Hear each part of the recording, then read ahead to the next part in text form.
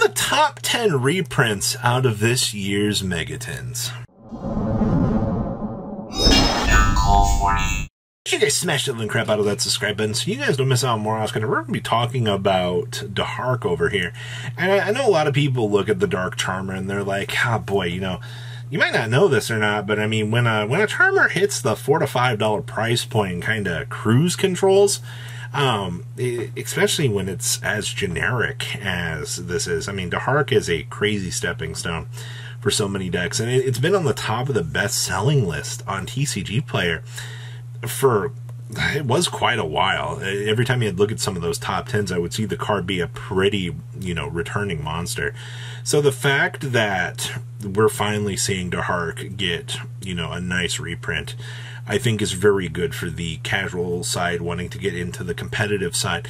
You know, you'd be surprised how much you can gatekeep a particular card in the overall spectrum for the game. So, okay, very, very exciting on that. Next up is Psychic and Punisher. You know, there was a time where this card was the craziest $30 card that you could see. And so many people would look at this and they would go, oh, you know, boy, oh boy, I can't believe this. Yet again, I'm losing to this, or I can't play this with my freshly reprinted Punk core. Yeah, I do agree, actually, the fact that they did reprint all the Punk stuff. And then, you know, Psychic and Punisher maintain some sort of price point. Also, to be fair, there were a couple of Sword Soul variants that were playing this. It wasn't a huge, huge card, but it was something that would see play because, you know, you can do the level modification things, and then your opponent's like, oh boy, time to lose to some random BS. And I understand it, but this is also a pretty much needed reprint. So good stuff, Konami, on this. I'm very happy to see that we are getting some actual value out of this. Now, speaking of value, Regulus. Whew, this was the only thing holding the set that it was from together. And guess what? They knock the pillar out, and I can't wait to see how this set crashes in value. But budget players have been wanting, Striker players, I mean, you don't really play it in Striker, but Striker players have been wanting to test it out, and I don't blame them for that. I think the card is really, really cool at the end of the day. Like, it's another negate. If you're a Recus on Avalon player, it might have been a piece that you might not have been able to get when you picked up the stuff originally. I know. Cards, when they're very expensive, do gatekeep players out of the game, and Regulus is one of those combo pieces that, you know, ends on a board, and let's give it to the Infinitrack players out here too. You get a reprint of this. I think that's actually pretty good. Infinitrack does have its own problems in terms of budget options, but okay. Runic. Oh, baby. We got rarity upgrades. Now everybody can play the degeneracy of this, but my biggest problem with this getting the reprints, the target that is on this deck's back. Holy moly. People are looking at this deck right now, and I guarantee you, people are like, oh boy, this is not going to stick around. I agree with you.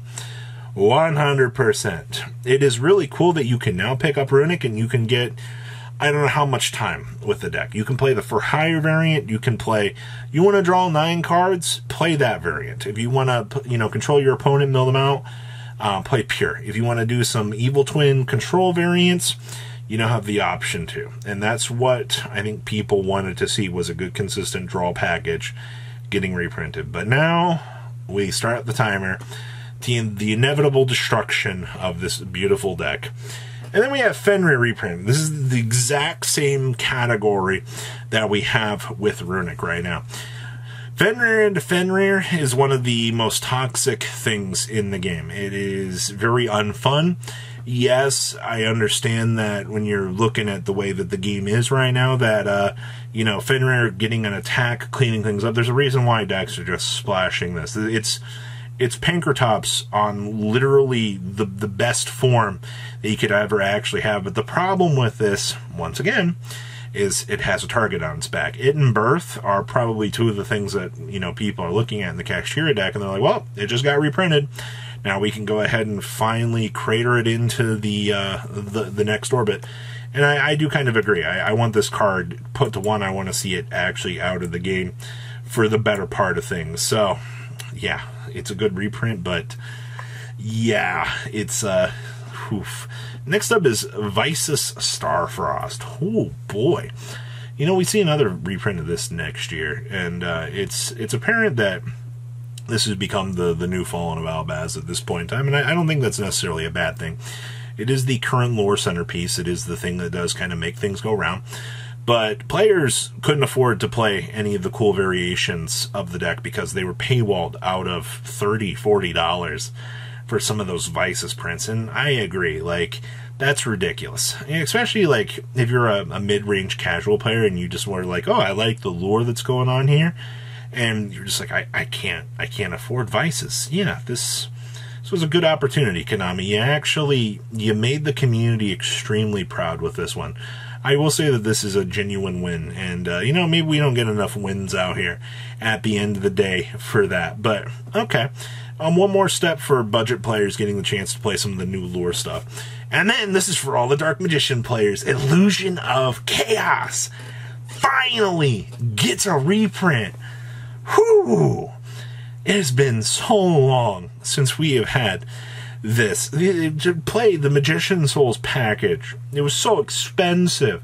I'm not to say Magician Souls hasn't already gone back up in price, but man, when the Illusion piece was so dumb in terms of value, Dark Magician players, I understand that you guys want your deck to be good, but holy moly, you shouldn't have to pay these prices when the rest of the deck is not that expensive, alright? Especially when you got Timaeus reprinted in here as well. You got a couple of big wins here. So, to both competitive and casual, this is an amazing reprint. I think this might have been one of the best reprints in the entire tin just to be able to have. So, good stuff on that one. Next up, this is for the competitive players. Garua, the Wings of Resonant Life, aka my big fat super poly target that lets me draw a card when I yeet it at my opponent off of my punishment. Wait, people still play punishment? Sometimes, but not all the time. It's the, oh, suddenly I'm dealing double damage to my opponent because double battle damage. This card's stupid good at the end of the day. Like, if anything, this should be a card that you should have on your pickup list. Strictly because the reprint was needed. If you have an ultra rare pushing $20 to $30 at like its prime, you kind of got to look around and go, maybe there is a problem with this. Maybe this card shouldn't be pushing these crazy price points. And I do agree with you. Like when you see these stupid price points exceeding these expectations. Yeah, so good stuff for actually seeing this. And then everybody and their mother is so happy for BYSTIALs. Lubellion, MAGNAMHUT. Oh wait, MAGNAMHUT could go to 1 in the future. Yeah, I know a lot of people that are like, yeah, MAGNAMHUT reprint. Let's get it limited. Yeah, let's clean it up. You know, nobody, yeah, no Dragon Link anymore. Let's call it what it is at this point in time. You're probably happy that you just get the chance to get some cheaper Lubellions.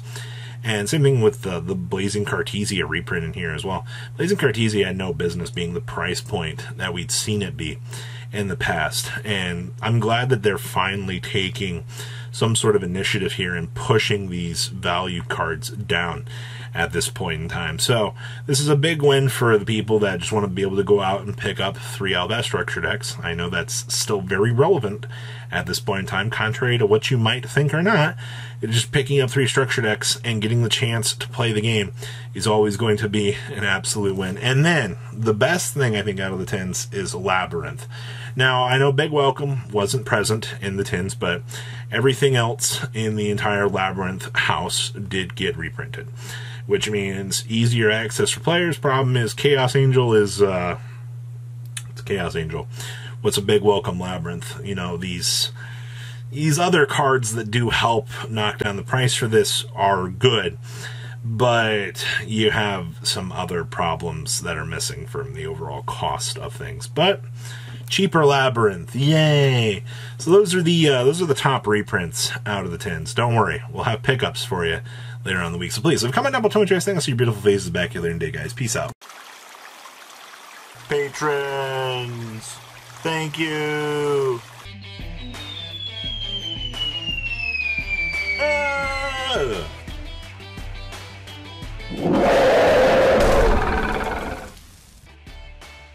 Thank you so much for watching. Check out these other videos.